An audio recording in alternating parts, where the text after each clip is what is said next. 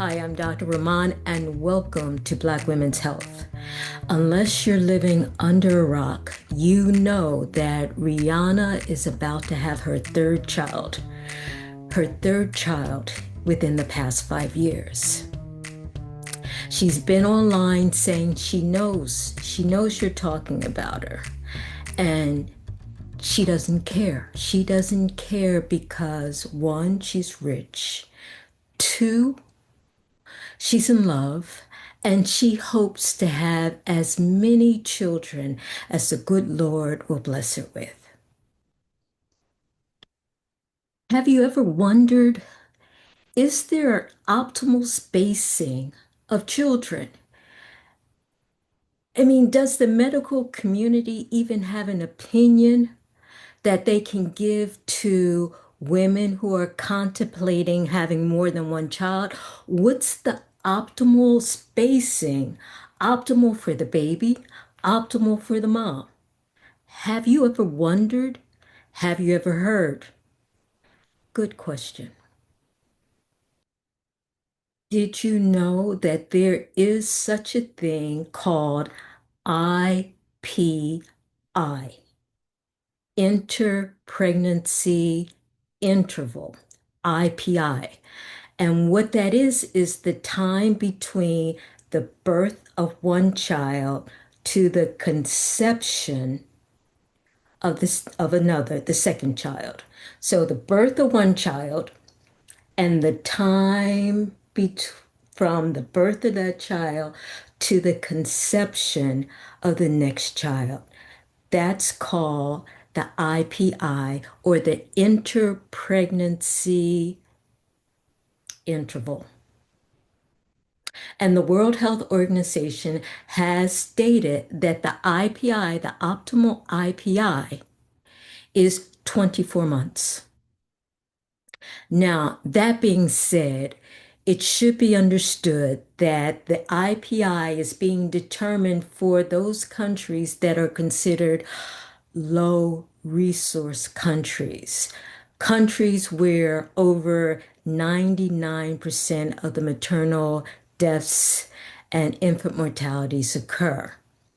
And in these countries where you can have situations with nutritional, medicinal, health deficiencies, things that sometimes are considered maternal depletion syndromes, that the optimal spacing in those scenarios is 24 months, as has been determined by the World Health Organization. But what if you don't live in a low resource country? What if you have financial means? What if you're like Rihanna? You're rich. Is there an IPI for you? Is there an optimal IPI for you to consider? Well, there have been some studies, but I feel as though when we talk about women's health, when we talk about studies, they're insufficient, inadequate, not enough, not well studied. I'm finding that in any given topic related to women's health, this has been a recurring theme. Studies not well done, not enough studies, incomplete studies. We need to keep this in mind when I tell you what has been said. In terms of the IPI, the optimal IPI for women living in high resource countries,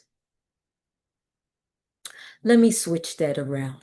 What has been said is that if the IPI is less than 6 months, again, IPI, birth of one child to the conception of the next. If the IPI is less than 6 months, there is a higher incidence of spontaneous preterm birth, meaning that second child is more likely to be born prematurely if the IPI is less than 6 months. Interesting to note, it's been documented that African American women in the United States have an IPI less than 6 months, 1.8 times greater than white women. And some believe that this may partially explain why African American women living in the United States have a higher incidence of preterm births. And again, I say this with the caveat that we need more studies because the studies that are available are small studies, incomplete studies, inconsistent across the board for many of the parameters that we are considering.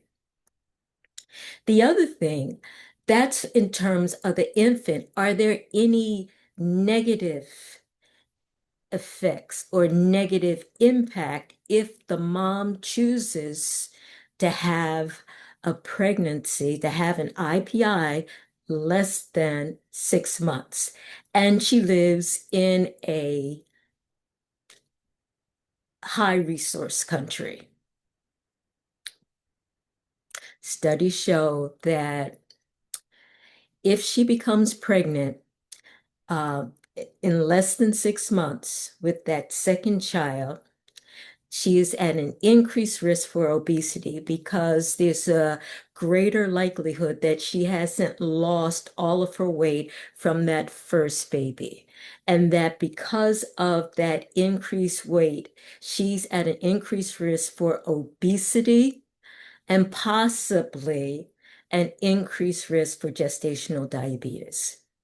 The other possibility that's been seen, if there's an IPI less than 6 months and the mom has had a cesarean section with that first child, there may not be sufficient healing of her incision, and that she might possibly, and I again say might possibly, because these are things that still need to be evaluated more fully, she might possibly be at an increased risk for uterine rupture with her second pregnancy. So what does this mean? Is there an IPI?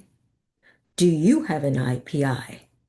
What was the spacing between your children? It's clearly an individual decision.